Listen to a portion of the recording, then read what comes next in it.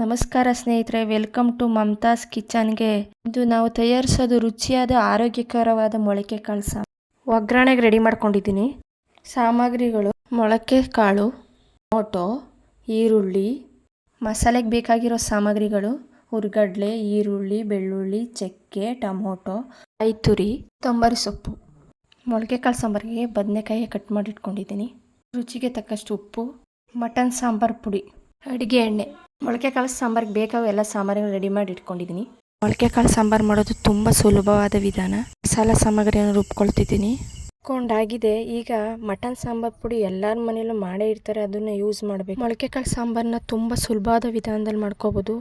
ಮಸಾಲೆ ರೆಡಿ ಆಯಿತು ಸ್ನೇಹಿತರೆ.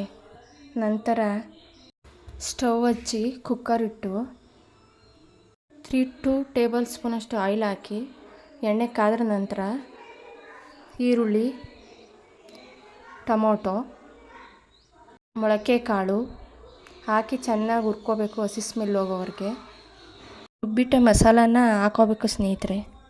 ನಂತರ ನೀರು ಹಾಕೋಬೇಕು.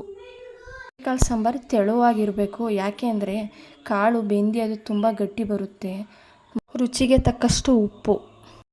ನಂತರ ಕಟ್ ಮಾಡಿರೋ ಬದನೆಕಾಯಿನ ಮೊಳಕೆ ಕಾಳು ಸಾಂಬಾರಿಗೆ ಹಾಕೋಬೇಕು. ಮೊಳಕೆ ಕಾಳಲ್ಲಿ ಹೇಳಬೇಕು ಅಂದರೆ ವಿಟಮಿನ್ಸು, ಪ್ರೋಟೀನು, ಕ್ಯಾಲ್ಸಿಯಮ್ಮು, ರುಚಿಕರ ಮತ್ತು ಆರೋಗ್ಯಕರ, ವೆಯ್ಟ್ ಲಾಸ್ ಕೂಡ ಆಗುತ್ತೆ ಸ್ನೇಹಿತರೆ.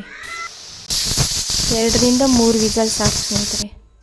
ರುಚಿಯಾದ ಆರೋಗ್ಯಕರವಾದ ಮೊಳಕೆ ಕಾಳು ಸಾಂಬಾರು ತಯಾರಾಯಿತು. ಮೊಳಕೆ ಕಾಳು ಸಾಂಬಾರು ಮುದ್ದೆ ಮತ್ತು ರೈಸ್ ಜೊತೆ ತುಂಬಾ ರುಚಿಕರವಾಗಿರ್ತದೆ. ನೀವು ಮನೆಯಲ್ಲಿ ಮಾಡಿ ಕಮೆಂಟ್ ಮಾಡಿ. ಸ್ನೇಹಿತರೆ, ನಿಮಗೆ ವಿಡಿಯೋ ಇಷ್ಟ ಆದರೆ ಪ್ಲೀಸ್ ಲೈಕ್ ಮಾಡಿ, ಶೇರ್ ಮಾಡಿ, ಮಮತಾಸ್ ಕಿಚನ್ಗೆ ಸಬ್ಸ್ಕ್ರೈಬ್ ಮಾಡಿ. ಧನ್ಯವಾದಗಳು. ಮತ್ತೆ ಹೊಸ ರೆಸಿಪಿ ಜೊತೆಗೆ ಭೇಟಿಯಾಗೋಣ.